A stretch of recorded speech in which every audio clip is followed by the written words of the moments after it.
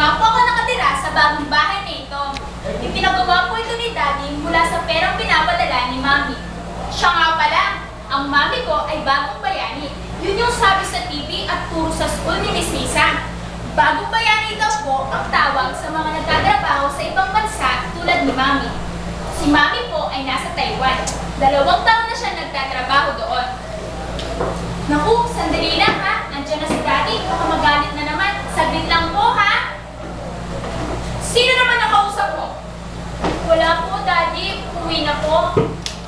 Di ba sabi ko sa'yo, pag wala ako ng bahay, huwag ka makikipag-usap sa iba? Ha? Hindi ka marunong sumunod? Ha? Aray! Daddy! Tama na po! Masakit! Alam nyo, lagi na lang ganyan si Daddy. Simula nung umalis si Mami, ay naging masungit na at sinasaktan ako.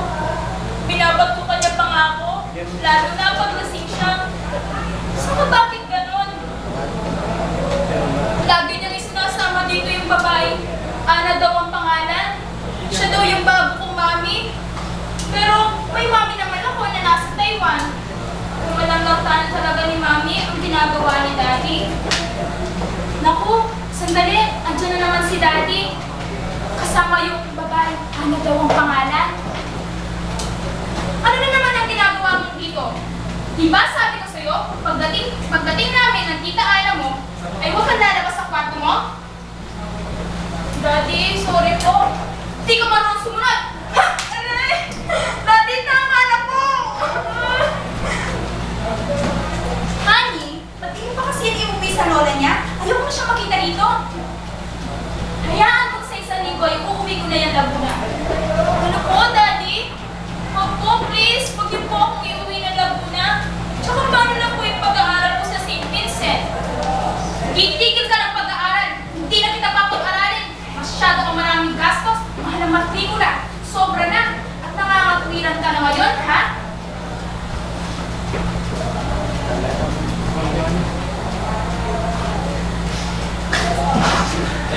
Yan ba? Yan bang natututunan mo sa school, ha? Tsaka abala ka lang sa akin. Pero nagpapadala naman ng pera si Mami eh. Sumasagot ka na ngayon, ha? Aray!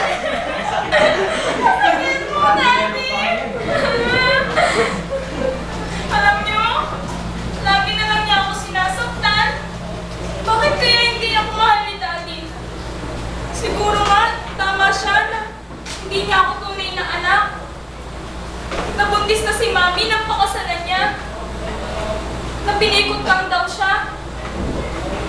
Sana, alam ni Mami ang ginagawa ni Daddy. Inuubos niya ang perang pinaghihirapan niya sa ibang bansa. Sana, umuwi na si Mami. Sana, bumalik na siya. Tapos, isang araw na wala si Daddy. Umuwi nga si Mami. Ang saya-saya ko. Parang mga ako yung nasa commercial ng Jollibee. Yung may Mami di na dumating. Kaya lang, umuwi si Mami na nasa loob ng puting kahon. Sabi ng kaibigan ni Mami, tumalon daw si Mami sa building. May ginawa daw na hindi maganda ang amo niyang Taiwanese. Hindi daw makayanan ni Mami ang problema. Kinausap ko si Mami habang nasa loob ng puting kahon. Pero ayaw na niyang magising. Wala na ang Mami ko. Wala na. Paano ng pag-aaral ko? Mami! Gising ka na, Mami! Huwag mo akong iwan! 15 taon na matapos ang pangyayaring iyon. Kinupkop at pinag-aral ako ng kapatid ni Mami na si Tita Salve. Ngayon ay nakapagtapos na ako ng kursong nursing sa UP Manila. Si Daddy, wala na akong balita sa kanya. Ang mga naging karanasan ko ang nagsilbing aral sa akin para maging matatag.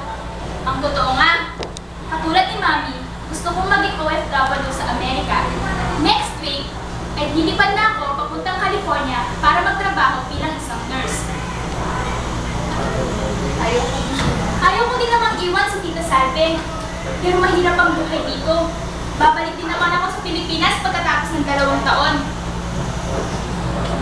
Mahal ko ang aking bansa at dito ko iaalay ang paglilingkod ko.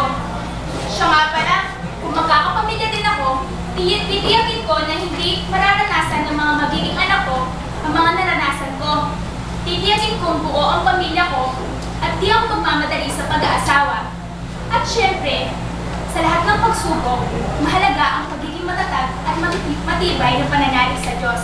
Sana ganun ka din, anak ng bagong bayani. Woo!